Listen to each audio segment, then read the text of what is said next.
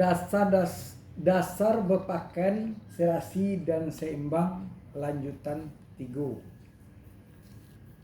Seandainya diambil dari patokan pola dasar pakaian adat sebelum ada hubungan keluar atau masih dalam perkembangan penduduk ke seluruh pelosok, pakaian adat seperti yang diuraikan di atas belum ada.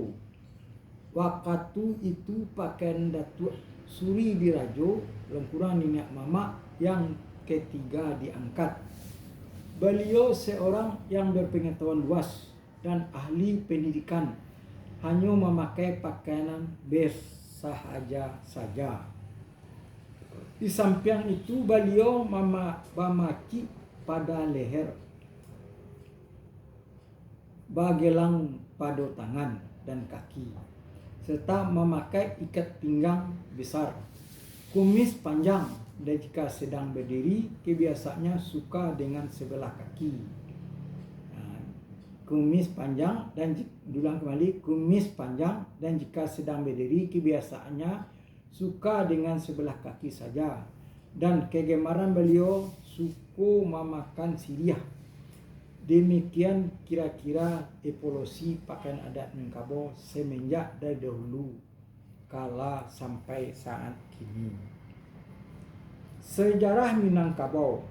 Karena pembukuan sejarah Minangkabau yang lengkap belum ada, maka sulitlah diuraikan seluruhnya sejarah Minangkabau dalam perpustakaan nasional.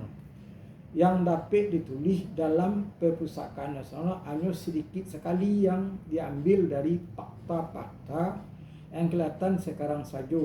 Nampaknya dalam penulisan sejarah Minangkabau yang lengkap dan banyak menemui kesulitan. Di antara kesulitan itu bahwa di waktu kita dibawa ke penjajah Belanda,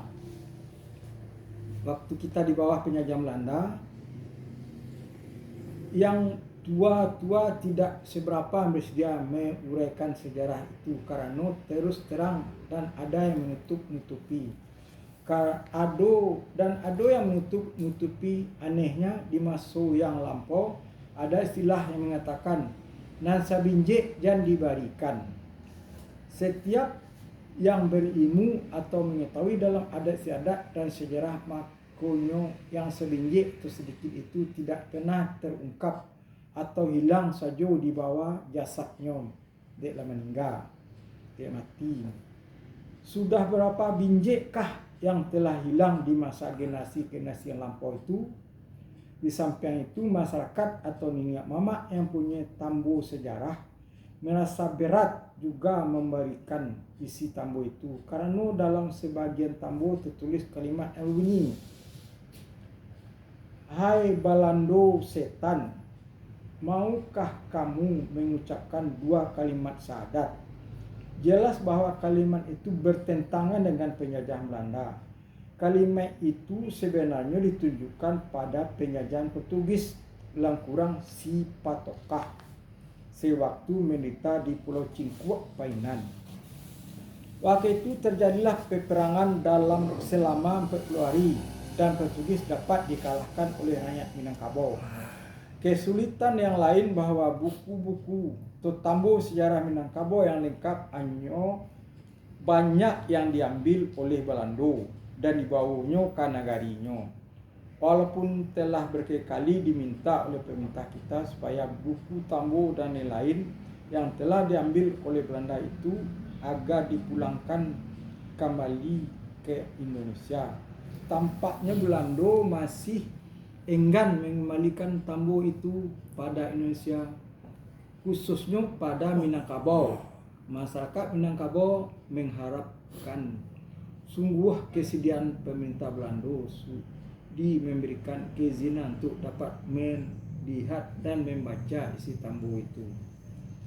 Kalau pemerintah Belanda telah mengabulkan permintaan ini, makanya akan terungkaplah dengan jalih sejarah Minangkabau yang lengkap. Dahulu disabui bahwa terjadi persisihan paham antara kaum pendiri dengan kaum adat. Tetapi dalam surat Dr. Andes Zubair Usman Langkurang almarhum disampaikannya pada penulis waktu pada masyarakat waktu beliau masih hidup, yang menyatakan bahwa hal itu tidak benar. Sebenarnya waktu perjuangan Konfederasi, kaum adat menyokong Konfederasi. Buktinya bahwa yang di-Pertuan Raja Minangkabau Sultan Alam Bagagarsah diasingkan oleh Belanda ke Betawi tahun 1825. Beliau meninggal di Betawi dan dimakamkan di sana. Jalihlah bahwa kaum adat Minang tidak bertentangan dengan kaum Paderi menonjol. Demikian juga Datuk Sani Guri di Turawan Kabupaten Mongkota. Demikian juga Datuk Sani Guri di Tarawan Kabupaten Tanah Datar mengadakan perlawanan pula pada Belanda, sehingga beliau dibuang ke oleh Belanda ke Ambon. Jadi Datuk Sani Guri di Tarawan Kabupaten Tanah Datar mengadakan perlawanan pula pada Belanda, sehingga beliau dibuang oleh Belanda di Ambon. Dia meninggal di Ambon. Seandainya Dr. Andes Zubair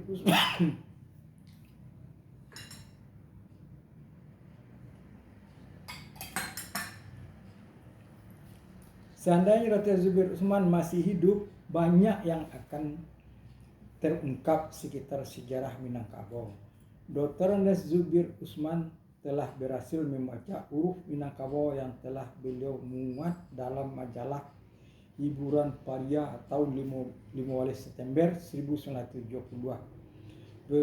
Beberapa minggu kemudian beliau menerima surat dari konsul Filipina di Manado yang mengatakan bahwa huruf Minangkabau sama dengan huruf Filipina asli. Langsung dibalas surat itu oleh Dr. Andes Zubair Usman bahwa nenek moyang Filipina berasal dari Minangkabau. Waktu seminar adat Minangkabau tahun 1970 di Gedung Nasional Batu Sangka, kami banyak masyarakat mendengarkan uraian Dr. Andes Zubair Usman sekitar kebudayaan dan sejarah Minangkabau. Kebetulan waktu itu Datuk Perpatian Naswatang almarhum termasuk sebagai peserta seminar, ikut dalam kelompok diskusi bahagian sejarah Minangkabau. Generasi sekarang telah mulai membeberkan sejarah Minang itu secara terus terang.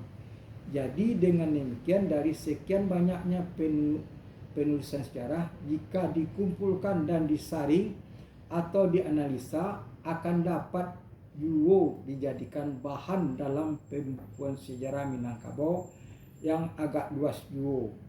Walaupun belum sempurna, tetapi telah boleh dijadikan pedoman dalam penyusunan sejarah Minangkabau. Diharapkan juga para seluruh masyarakat Minang, terutama Niniak Mamak, sudi memberikan informasi atau data-data mengenai sejarah ini, supaya para ahli sejarah dalam menyusun sejarah Minang mendapat bahan yang lebih banyak lagi. Ayah kandung dan tuangku, Langkurang putra mahkota Kerajaan Minangkabau.